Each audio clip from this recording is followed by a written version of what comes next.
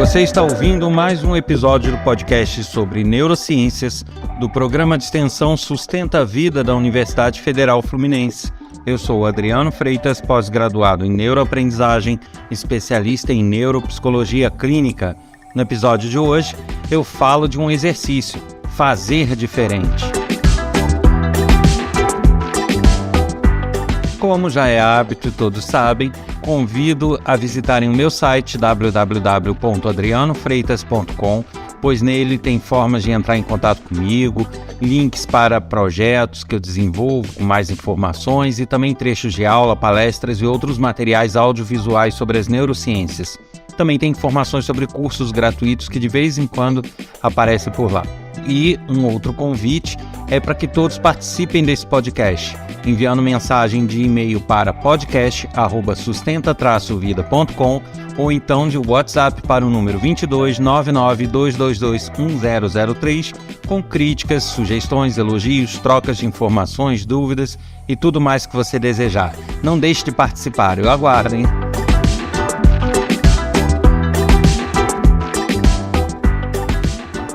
E nesse episódio eu trato de um exercício fantástico para o nosso cérebro, fazer diferente. Mas como assim? Antes da gente entender o propósito desse exercício, vamos voltar um pouquinho e entender onde ele age, no que ele nos beneficia. Bem, para que a gente possa entender isso, a gente tem que, primeiro, imaginar o seguinte: o nosso cérebro, ele é plástico, ele se modifica, ele é moldável às nossas necessidades. E em algumas fases da vida existe um processo chamado de apoptose, também conhecido como poda neuronal, onde conexões entre neurônios são reforçadas ou anuladas dependendo do uso que a gente faz delas. Então, nessas fases da vida, o nosso cérebro tem as conexões neuronais, aquelas que não são muito usadas são enfraquecidas e até desfeitas, e aquelas que a gente usa com frequência são reforçadas e aí passam a contar com uma estrutura melhor e maior, mais eficiente por parte do nosso cérebro. Vale lembrar aqui que tudo que a gente faz, que o nosso cérebro trabalha, depende dessas conexões entre neurônios. Os neurônios, que são as células nervosas, elas não ficam no cérebro de forma isolada. Então, nossos pensamentos, nossas memórias, nossas habilidades, todas elas dependem da comunicação entre esses neurônios. Se essas conexões são reforçadas, contam com uma estrutura maior de neurônios e de conexões, a gente passa a ter mais habilidades. Da mesma forma que se essas conexões forem desfeitas ou enfraquecidas, a gente deixa de ter certas habilidades. Agora, é importante dizer que o nosso cérebro ele é meio setorial, né? Nós temos partes que são mais especializadas na questão motora, outras na questão da linguagem, outras na questão da fala em si, outra nas questões musicais, outros no raciocínio lógico, outras na visão de consequência. Então, várias partes atuam em várias frentes. Não quer dizer que só elas cuidam disso. O nosso cérebro é integrado, mas existem áreas mais especializadas numa coisa do que em outra. Então, o ideal é que a gente consiga reforçar conexões neuronais no máximo de áreas possível. O que a gente conseguir estimular para que conexões sejam reforçadas, mais a gente vai ter habilidades e mais a gente vai reforçar e garantir nossa eficiência e até uma degeneração por conta da idade mais suave, menor, tá? E aí eu acrescento duas informações a mais. Primeiro, com a idade, as nossas conexões, os nossos neurônios, eles, como todo o nosso corpo, vão perdendo eficiência. A gente vai perdendo conexões sinápticas, conexões entre neurônios, a gente vai perdendo neurônios, então a gente vai tendo uma atividade cerebral com o passar do tempo degenerada, reduzida, em maior ou menor grau. E é lógico que você conseguir ter conexões mais fortes, mais bem estruturadas, vai permitir que essa perda com o passar do tempo seja mais atenuada. Não reflita, não gere tantos prejuízos no seu dia a dia, como faltas de memória, como, né, esquecimentos e faltas de habilidade motora e por aí vai. Então, é importante que a gente consiga exercitar e reforçar ao máximo nossas conexões neuronais e fazer disso um exercício diário. Porque se a gente consegue, entre aspas, aí, marombar o nosso cérebro, a gente vai estar mais preparado para o envelhecimento e para que ele não tenha um declínio muito grande nessas habilidades. Então, isso é uma informação importante. E a outra informação importante é que eu falei que em dados momentos ocorre a apoptose, que é um momento mais brusco, onde tudo que não é muito usado é abandonado e tudo que é bastante usado é reforçado. Só que essas apoptoses não ocorrem toda hora. Existem momentos específicos da vida, que é lá na primeira infância, depois próximo ali à adolescência, mas não é uma coisa frequente, principalmente em adultos. Então eu não estou querendo falar desses exercícios como uma forma de gerar apoptose ou gerar podas neuronais mais eficazes, não é isso.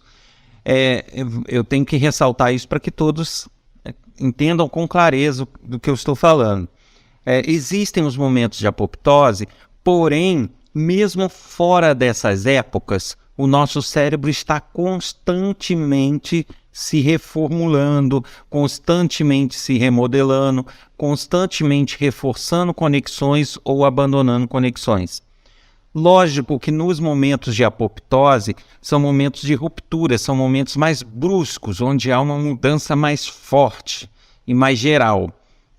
Daí a gente vê a passagem da primeira infância, do bebê, para uma segunda infância, onde a criança já anda, né?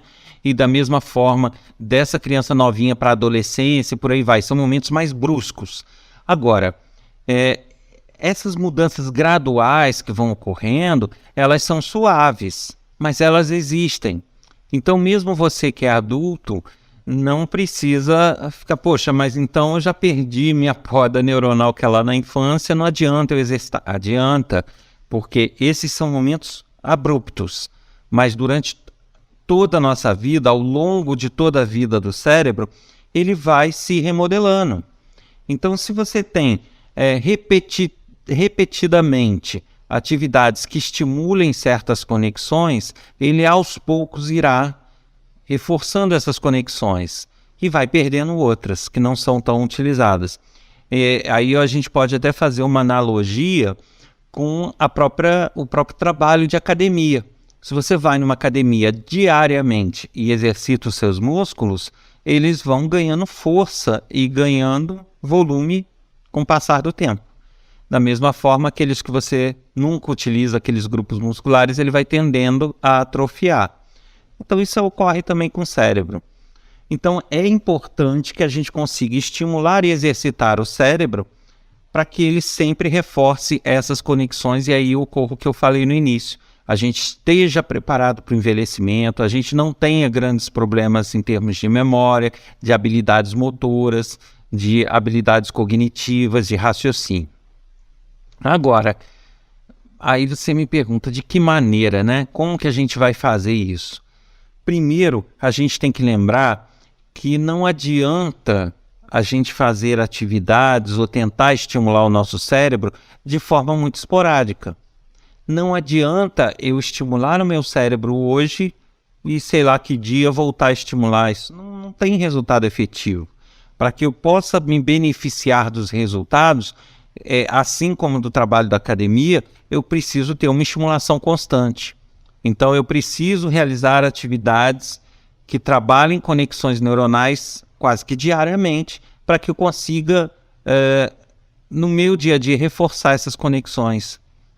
E lembrando que como o cérebro é setorial, né, se eu fizer aulas de canto, aulas de um instrumento musical, eu vou ter habilidades melódicas reforçadas, tá? Mas eu não vou ter necessariamente habilidades motoras ou outros tipos de habilidade que eu precise, memória, por aí vai. Lógico que atividades, muitas vezes, elas não trabalham um elemento só, né? Eu erroneamente até falei aqui da atividade musical, mas se você parar para analisar um aprendizado de um instrumento musical, você aprende e lida com a parte melódica, você lida com a parte motora, que você precisa manusear aquele instrumento, você lida com a questão de raciocínio lógico para poder identificar acordes e tudo, questões visuais para poder ler a partitura da música. Então, na verdade, uma atividade às vezes estimula diversas áreas. Então, vale a pena reforçar isso daí. Mas isso vai depender de atividade para atividade, né? Tem atividades que vão ter um foco só forte. Outras vão ter mais focos. E aí entra esse conceito. Quanto mais estimulação, melhor. Quanto mais repetidas estimulações, melhor. E aí tem um conceito que eu usei até no título do podcast e que eu acho que resume muitos desses estímulos que a gente precisa, que é fazer diferente. E quando eu falo em fazer diferente, é em todos os aspectos. O nosso cérebro, além de ter essa tendência de se remodelar, ele tem uma outra tendência muito forte, que é nos empurrar para uma zona de conforto, nos empurrar para o automático. Isso aí eu já tratei em outros episódios, porque ao fazer coisas automáticas, ele deixa de ter esforço com determinadas coisas, ele economiza energia, ele nos faz raciocinar menos. Então, se a gente, por exemplo, vai de casa para o trabalho sempre pelo mesmo percurso, eu vou caminhando, mas eu vou caminhando sempre pela mesma rua, aquilo vai ficando num automático que, por fim, eu já não reparo em detalhes dessa caminhada. Eu já vou no automático, eu nem consigo lembrar o que se passou no caminho, às vezes, porque é um caminho que ele vai entrando num total e completo modo automático. E ele vai deixando de ter certas preocupações, porque aquilo ali já é uma rotina que ele consegue repetir sem grande esforço. Isso não é bom. É bom porque você reforçou uma área do cérebro que lida com aqueles estímulos daquele percurso. Mas é ruim porque você não tem novos estímulos, você não fica atento a perigos, você não fica atento a detalhes. Então, quando eu falo em fazer diferente, eu falo em realmente mudar várias coisas. Se eu vou de casa para o trabalho sempre por um mesmo percurso, que tal cada dia ir por um caminho diferente e fazer um rodízio aí? Se eu conheço, 5 caminhos diferentes para chegar no trabalho, numa segunda-feira eu vou por um, na terça-feira eu vou por outro, na quarta-feira eu vou por outro, na quinta-feira eu vou por outro, aí na outra segunda eu volto para o primeiro. Isso vai me permitir o quê? A não entrar no automático. Cada hora eu vou estar estimulando o meu cérebro de uma forma, eu não vou deixar ele entrar numa zona de conforto. E isso vai estimulando e reforçando as conexões.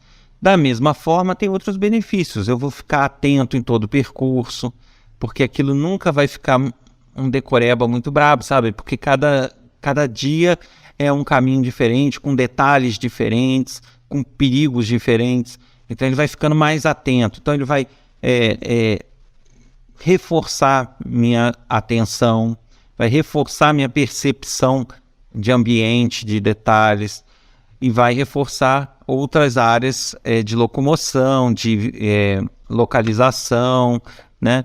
Então isso é muito importante. Eu estou falando do caminho, mas isso serve para tudo, né? Você é destro, por exemplo, mas que tal fazer diferente e em alguns dias escovar o dente com a mão esquerda? Isso vai ajudar.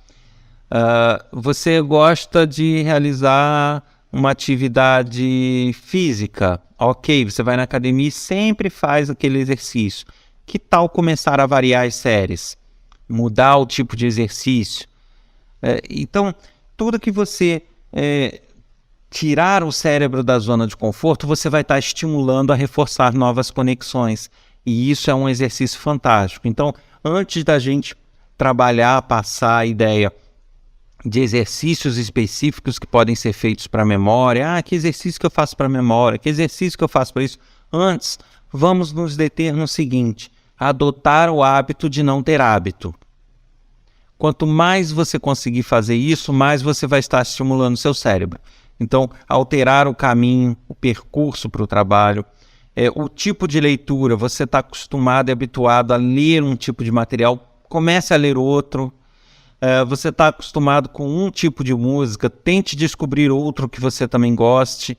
Você está acostumado a fazer atividades motoras com a sua mão direita, tente em alguns momentos o que for possível fazer com a esquerda. Isso vai gerando uma rede de neurônios que você estava para ser desfeita e você reforça. Então você passa a ter conexões mais fortes, conexões mais variadas, e isso vai te ajudar nesse processo de perda que ocorre com a idade. Então fica aí essa dica, que é um grande exercício para a sua cabeça, para o seu cérebro. Faça diferente. Mesmo as atividades mais comuns do dia a dia, busque um jeito de fazer diferente. Quanto mais você variar, melhor.